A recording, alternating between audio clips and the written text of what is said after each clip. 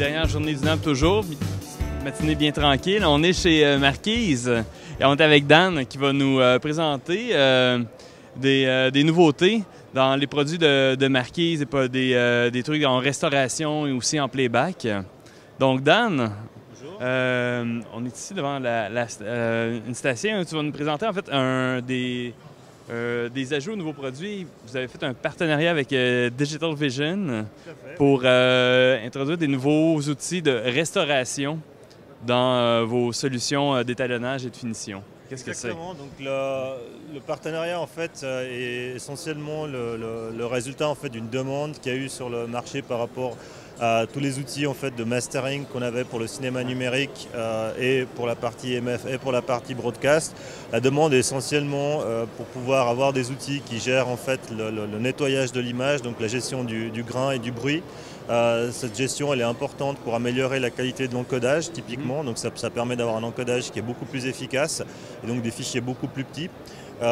C'était une des demandes. L'autre demande évidemment elle est due en fait à tout le marché qui est en émergence avec le 4K maintenant, qui consiste essentiellement à pouvoir fournir du contenu 4K. Il n'y a pas beaucoup de contenu 4K sur le marché, donc naturellement c'est le catalogue existant en 2K et HD qui va être le premier contenu qui va être diffusé en masse au niveau des broadcasters, et à ce niveau-là il y a besoin évidemment de faire un upscaling de qualité typiquement. Il y a aussi énormément de contenu qui existe en fait dans des formats qui sont entrelacés typiquement, donc le désentrelaçage, le upscaling, etc. sont des outils qui sont nécessaires pour préparer le contenu pour la diffusion 4K. Donc la discussion qu'il y a eu avec Digital Vision à ce niveau, c'était de pouvoir utiliser leurs outils qui ont une renommée mondiale aujourd'hui. En termes de qualité, ce sont des outils qui sont même recommandés par les grands studios pour beaucoup de ces travaux. Donc les opérateurs qui travailleraient avec ces outils n'ont pas de doute à avoir sur la qualité qu'ils vont obtenir. Il n'y a pas de questions à se poser. Est-ce que le client final va accepter cette qualité? C'est quasiment un standard de facto dans l'industrie. Et donc l'intégration de ces outils dans nos outils de mastering sont un complément essentiel pour pouvoir vraiment fournir du contenu 4K haute qualité à partir d'un contenu qui n'est pas forcément 4K. Donc c'est des choses qu'on a ajoutées pour le NAB. La disponibilité va être autour du début du mois de mai, donc d'ici 2-3 semaines. Ces outils vont être disponibles dans les nouvelles versions pour les clients. Les DVO en fait viennent sous forme de package, donc il y a 5 packages différents avec des outils plus ou moins avancés. Donc ça peut être des outils relativement simples qui s'occupent uniquement de la gestion du grain, mais il peut y avoir aussi des outils un peu plus complexes, par exemple comme pour la gestion du retiming, c'est-à-dire pouvoir passer du contenu 24 à 60 images secondes par exemple, ou 50 images secondes si on est en Europe. Et ça fait partie des demandes qui sont aujourd'hui clairement identifiées par les gens. Puis ces plugins-là, on se les procure chez Marquise ou il faut aller chez Digital Vision? Les plugins en fait sont disponibles à travers Marquise, donc c'est des options qui viennent sur les produits qu'on a. Donc ce n'est pas Digital Vision qui s'occupe directement de la commercialisation, c'est vraiment à travers nous. Donc c'est un partenariat de OEM classique à ce niveau-là. Une des raisons, c'est que l'intégration qu'on en fait, elle est pas aussi simple, je dirais, qu'une intégration de plugins. C'était la volonté aussi de Digital Vision pour que leurs outils soient le mieux intégrés possible dans l'application haute. Donc il y a une customisation en fait d'un point de vue de l'interface et des paramétrages par rapport à l'application haute. Donc c'est pas juste comme un plugin OpenFX qui vient dans un standard où vous l'avez vraiment intégré au logiciel. Il y a un autre facteur fondamental derrière, c'est que ça nous permet de travailler sur l'optimisation, le fonctionnement du plugin dans nos produits, puisque les produits de Digital Vision ne fonctionnent pas exactement comme les nôtres. Et donc d'avoir simplement un rajout qui est fait de manière très naïve et très simple ne va pas forcément va donner du bon processing, mais pas forcément un temps de réponse qui est le plus optimal possible.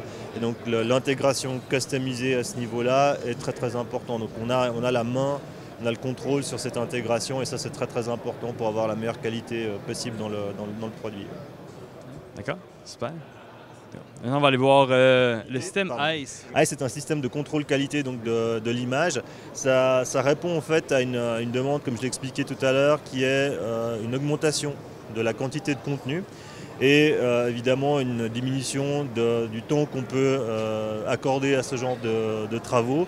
Et donc il y a naturellement un aspect budgétaire derrière, c'est-à-dire qu'on va dépenser moins d'argent aujourd'hui pour ces travaux, tout en ayant une quantité de travaux à effectuer qui n'arrête pas d'augmenter.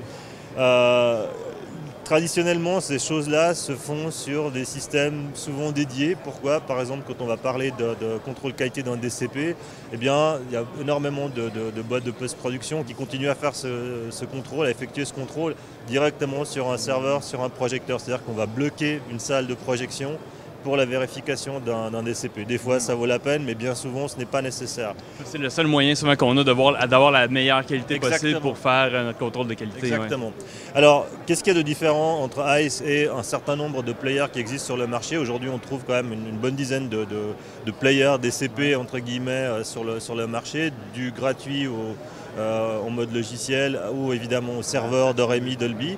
Donc là où se positionne ICE, c'est tout en continuant à utiliser en fait un aspect serveur, il permet d'avoir une sortie typiquement sur du SDI, c'est-à-dire qu'il permet d'avoir une sortie synchronisée image, son et sous-titres de la même manière qu'on l'aurait dans un cinéma. Donc on ne fait pas du streaming d'un proxy en basse qualité. On n'a pas de problème de lag quand on fait le playback. Donc c'est des choses qui sont extrêmement importantes. Par exemple, si on veut vérifier la synchronicité avec le son, si on veut vérifier qu'on n'a pas de clics qui apparaissent dans le son parce qu'il y a eu un problème au niveau de l'encodage, si on n'a pas cette synchronicité, eh bien ça devient très difficile. Et ces choses-là, un player classique en soft qui dépendrait en fait de la puissance de la machine ne pourrait pas le livrer. Donc dans l'architecture de ICE, on a un serveur qui est capable de fournir soit un flux 4K, soit 4 flux HD 2K de manière simultanée, et ça permet donc d'avoir jusqu'à 4 postes de vérification. La vérification, en fait, elle est faite via un client, donc une application qui peut tourner sur un poste beaucoup plus modeste. Même un laptop peut servir en fait de poste client. C'est un poste de contrôle, et on a une station qui est plus centralisée qui, elle, va gérer toute la vidéo et les sorties. Exactement. Et cette station centralisée, son avantage, c'est que comme elle sort les flux SDI, et au niveau des infrastructures qui s'occupent du contrôle qualité, eh bien, elles peuvent utiliser une infrastructure existante déjà. Ensuite, elles peuvent déporter l'image à des distances qui sont relativement importantes. Donc on n'est pas obligé d'avoir un poste dédié onéreux par poste de contrôle, si j'ose dire. Donc cette architecture permet d'être relativement souple par rapport au travail qu'on doit faire, au nombre de personnes qui doivent faire le travail et où est-ce qu'ils le font. Ça, c'est une des choses très importantes. Le système permet aussi donc, de jouer de manière real-time, donc que ce soit du 2K ou du 4K, donc au niveau du DCP.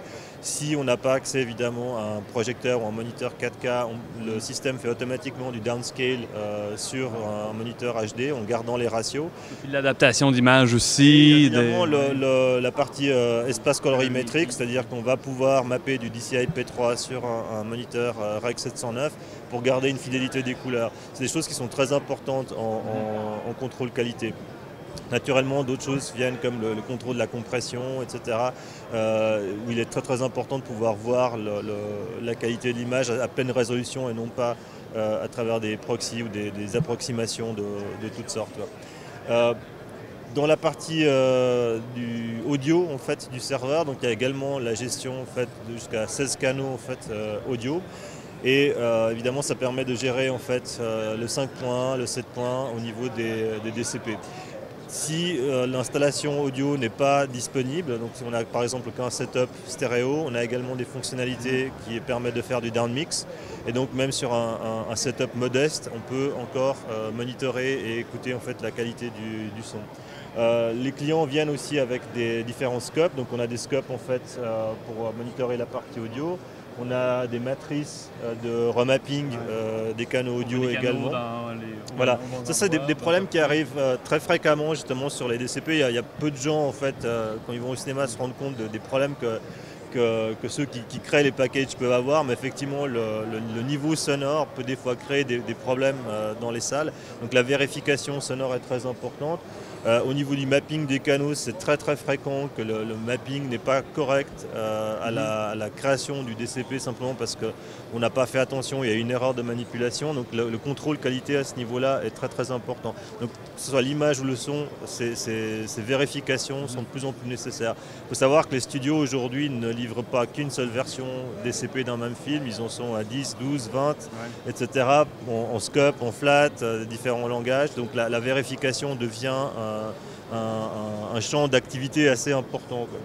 En dehors de la partie DCP, donc le player gère également les packages IMF. C'est certainement des seuls players sur le marché aujourd'hui capables de gérer des packages IMF. Donc il y a ce nouveau format des studios qui permet d'échanger en fait un master entre les studios et les télévisions par exemple, ou les boîtes de post-production. Et donc avec les mêmes fonctionnalités, on peut faire la vérification de ces masters qui eux sont destinés à un transcodage par la suite. En dehors de ça, il y a tous les formats classiques broadcast, donc le player peut être également utilisé en fait pour faire du contrôle de qualité pour les programmes broadcast. Et une autre chose qu'on a rajouté, c'est tout le support en fait des fichiers RAW, donc c'est-à-dire que le système peut également servir de vérification de rush. Pour voir des dailies à chaque jour, voir les rushs de la journée. Okay. Une des utilisations les plus simples, on a eu des clients qui ont fait ça dès les premières versions, c'était de pouvoir faire un playback simple des rushs pendant que le colorist on set ou le DIT faisait du transcodage ou faisait des réglages de couleurs. Donc ça permet d'avoir une vérification très rapidement sur le set aussi, quoi. Dans le produit ICE, qui est produit contrôle qualité playback centralisé pour plusieurs postes, qui est disponible déjà pour... Il est déjà disponible, donc il a été lancé à l'IBC l'année passée, donc en septembre, et puis il y a eu pas mal de rajouts. Une des choses qui est très importante, et je terminerai là-dessus pour la partie contrôle, c'est effectivement comment tout ça s'interconnecte. Donc le player en fait supporte des remote control, donc soit via Tangent Element, soit via du RS422, c'est-à-dire que les anciens contrôleurs remote qu'on a en fait dans les salles de contrôle vidéo, etc., qui sont encore en place et encore utilisés dans beaucoup d'infrastructures, sont directement connectables sur le serveur. Et puis le dernier ajout, c'était le contrôleur iPad, c'est-à-dire qu'un directeur photo peut très bien contrôler, faire son playback tout seul avec l'iPad. C'est quelque chose qui est très apprécié aussi en post-production quand on fait une présentation dans une... Ça paraît bien avec un client, toujours. Toujours très bien avec un client, et on n'a pas besoin d'avoir une installation extrêmement complexe et lourde devant le client, donc, alors qu'il a besoin de faire simplement un play.